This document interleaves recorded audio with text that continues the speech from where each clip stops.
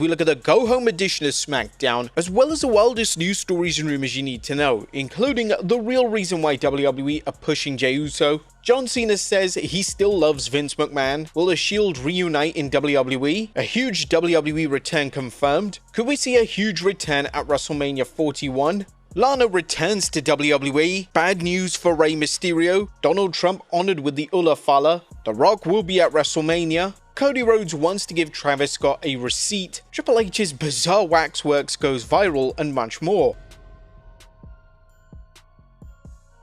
Now, as always, won't recap the show, but just look at the good, the bad, and the downright ugly. As always, we start off with the good, is number 1, Seth's sacrifice. As Seth Rollins would open up the go-home edition of SmackDown, and whilst his promo seemed calm and composed, it showed Rollins' true passion for the game, as he argued that CM Punk only came back to get a fat paycheck, and that he's a coward and a fraud, even referencing CM Punk's line in AEW, "Tell me when I'm telling lies." But even the OTC wasn't safe, as he mentioned that he didn't even pretend to care about any of the fans. But it was surprising to see him name drop Dean Ambrose whilst talking about the origins of the Shield. But was the crowd really getting to him when they were chanting Roman Reigns or Punk? No, not really. He stayed firm and told us about true sacrifice, as Seth would openly mention that his stepdad was dying of cancer and his knee was in terrible shape as he fought to be there at WrestleMania 40, making sure that Reigns would not retain the Undisputed Championship. This promo was passionate, yet you could see his vulnerable side very clearly. Number 2, they finally pushing him. Does winning the Andre the Giant Battle Royal really mean anything at all, now that it's not even part of WrestleMania and instead relegated to SmackDown?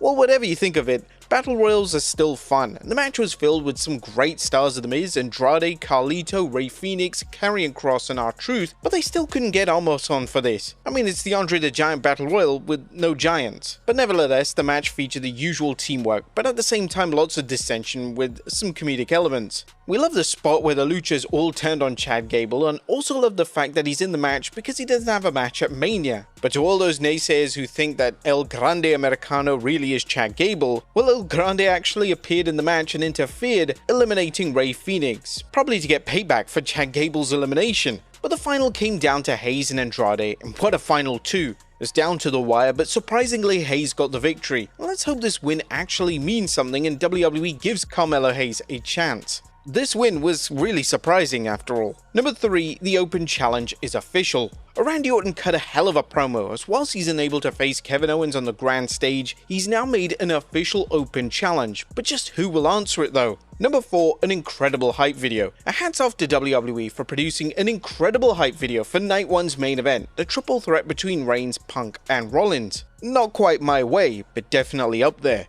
And number 5, John Cena is losing, isn't he? There's no way WWE couldn't have had their go-home show without a Cody and Cena face-off. Sunday will be the last time John Cena will ever compete at WrestleMania, but John Cena tells us that he fears nothing. This was another fierce trade of outright cooking each other. Even though Cody Rhodes surprisingly got booed, and quite loud boos, he probably got the better end of it by mentioning that John Cena was paler than Sting at Starrcade 97 and that he outright said that he couldn't wrestle. But now this is the second time that Cody Rhodes has laid out John Cena, so is that a good indication that John Cena is winning at WrestleMania? Well, I'm still gonna stick to that prediction anyway that he's gonna lose. Sometimes you just can't say shit and go back on it, right? That was a good what about the bad is number 1, seizure warning. I don't really need to put a seizure warning on Rey Fenix's entrance. It's understandable that wrestling entrances will have high energy in its lights, but they definitely go too far with Fenix without any warning. There's probably a number of fans who suffer from epilepsy, so a warning would be nice.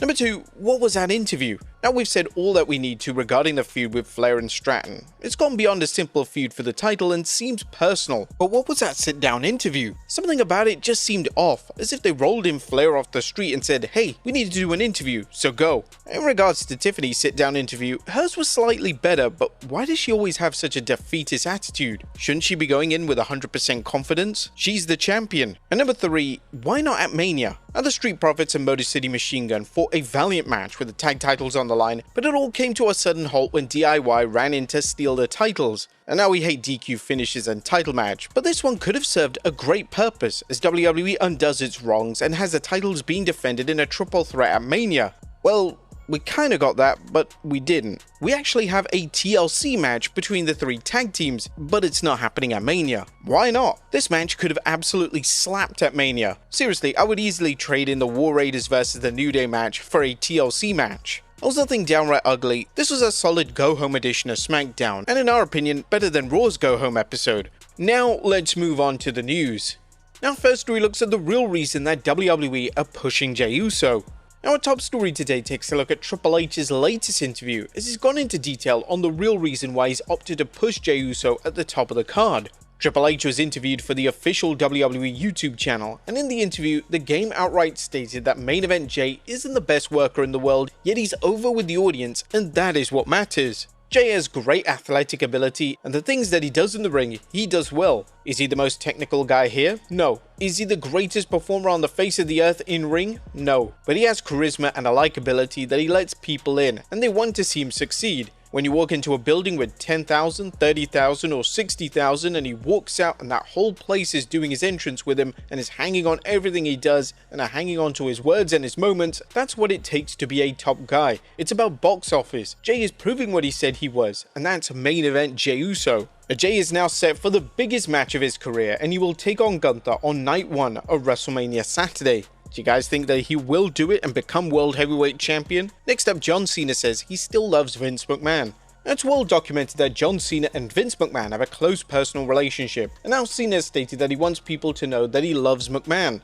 While speaking to New York Times, this is what Cena had to say. I don't care who hears it. I love Vince. I'm not downplaying anything that needs to be decided or allegations of any kind, but when I love somebody, I love them wholeheartedly. I know people are going to be angry about that, but they can't put their value on my relationship with somebody I love. Naturally, fans are calling out Cena for his comments, and it appears that WWE's disastrous week from a PR perspective is continuing. The WrestleMania 41 set looks absolutely incredible. Now, after more than a week of building at the Allegiant Stadium, the WrestleMania 41 set has finally been revealed, as during the live Pat McAfee show, the grand stage was revealed by Pat himself, and it looks absolutely insane. The set has a long electronic walkway, similar to the one used at WrestleMania 33 when Randy Orton came down to the ring in what could only be described as a huge sperm following him. But the showcase is obviously the stage, which looks huge. Since this year's WrestleMania is casino themed, they went all out this year by building what looks to be the famous Plaza Hotel and Casino located on the Las Vegas Strip.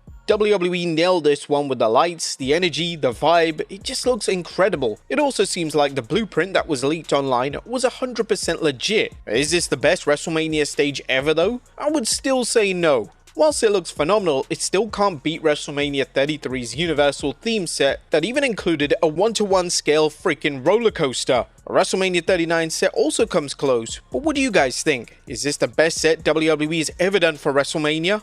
Next up, the Shield to reunite in WWE. As Seth Rollins is a bona fide future WWE Hall of Famer. During his media duties as part of WrestleMania week, Rollins was asked who should induct him into the Hall of Fame. During Fanatics Live, Rollins stated that he would like his Shield brothers Roman Reigns and Dean Ambrose to do the honor. Are we sure I'm going to get into the Hall of Fame? My wife does come to mind. We have a professional connection, but our connection is very personal as well, so I don't know if we want to go there. Honestly, the first 2 names that come to mind, unfortunately, one of them I have to beat their ass at WrestleMania, that would be Roman Reigns. The other one doesn't work for this company anymore, and that's Jon Moxley. Those are the guys I'm most tied to in our industry. I don't know the answer. Hopefully that is a long way down the road, and we'll figure it out when we get there. It's nice to have multiple candidates in case one falls through.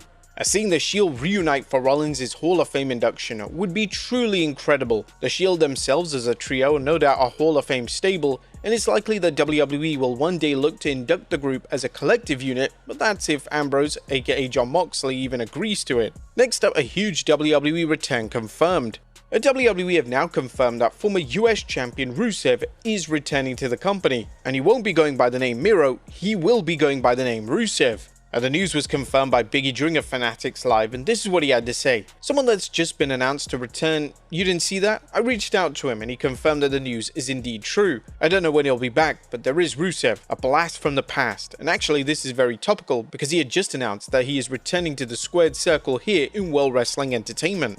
Next up, Lana signs with WWE. Now, whilst we have confirmation that Rusev has signed with WWE, there's now news on Lana's position, as a report from PW Insider states that Lana is under a WWE Legends deal. A PW Insider also confirmed that the couple are in Las Vegas, with speculation he could even return as early as WrestleMania, possibly even being Randy Orton's opponent. Next up, bad news for Rey Mysterio. Now, it could be bad news for Rey Mysterio, as it seems that after the 6-man tag match, Rey Mysterio landed wrong and a video surfaced of him being carried out by officials, as it was clear he couldn't put any weight on his ankle. Now, we're wishing all the best for Rey Mysterio, and hopefully he's okay for his match at WrestleMania tomorrow night. Next up, WrestleMania 41 could see a huge return, and Chelsea Green being left off the WrestleMania card has led to a lot of criticism directed towards WWE. With Green being the first ever women's US champion, fans expected her and the title to be showcased at WrestleMania 41, but evidently that isn't on the horizon. According to a new report from Fightful Select, there were numerous pitches thrown out for Green at WrestleMania 41. The pitches include an open challenge and even wrestling names such as Nikki Bella or Alexa Bliss. The report adds that both of these were ultimately rejected.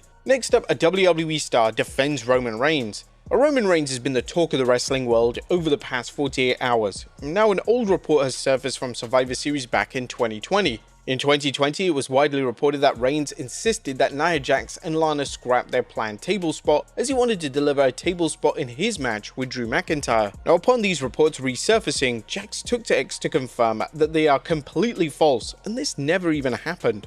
Next up, Donald Trump honored with the Fala. Roman Reigns recently commented on his support for US President Donald Trump, and on the same day, President Trump was presented with the Fala in the Oval Office. Assistant to the President and White House Director of Communications Stephen Chung posted a video on social media. With Trump being honored with the Fala, things could lead to a triple threat at WrestleMania 42 between Reigns, The Rock, and Trump for tribal supremacy.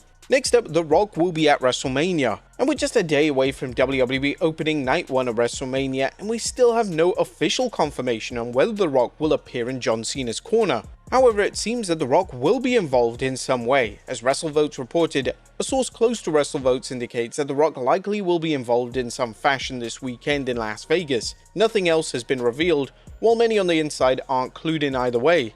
We did reach out to a source who's familiar with plans, who simply said they could not speak on the situation, so we're hearing that it's likely you see The Rock. However, nobody has been able to confirm that to us. Now again, The Rock has to be involved in WrestleMania in some capacity. Otherwise, what was the point with him being involved in John Cena's heel turn? If The Rock wasn't going to be involved at all, he didn't even need to be there. Next up, Cody Rhodes wants to give Travis Scott a receipt. And despite Travis Scott being involved in the Elimination Chamber beatdown of Cody Rhodes, he hasn't been mentioned in any capacity on television. However, it looks like Scott will be at WrestleMania 41, and according to new reports, Rhodes has stated during an appearance on The First Take that Scott has a receipt coming to him. And Travis Scott, for as talented as he is, and he's an incredibly talented guy, I even brought his kicks. I got a pair for Liberty as well. Travis Scott, kinda sucks. He kinda sucks. Triple H announced he's coming to WrestleMania. I'll be looking for what we call in the wrestling business a little bit of a receipt, payback. It was reported that Scott was incredibly stiff with Rhodes at the event, and it was later reported that this was a mandate issued by The Rock himself. Nevertheless, Scott taking a crossroads would be a surefire way to create a memorable WrestleMania moment. Next up, a WWE star addresses his WrestleMania snub. WWE's call to leave the WWE tag titles off Mania has led to a lot of backlash online. WWE have put an extensive effort into making the tag titles on SmackDown actually mean something, and now to leave them off the biggest show of the year seems counterproductive. One half of the reigning tag team champions, Montez Ford, has addressed the criticism, and Ford said that the fans should still be happy, and he noted that he and Angelo Dawkins are going to be at WrestleMania 41 to support other talent. I think that fans should still be happy. This gives a chance for other WWE superstars who have never been on Mania to showcase themselves.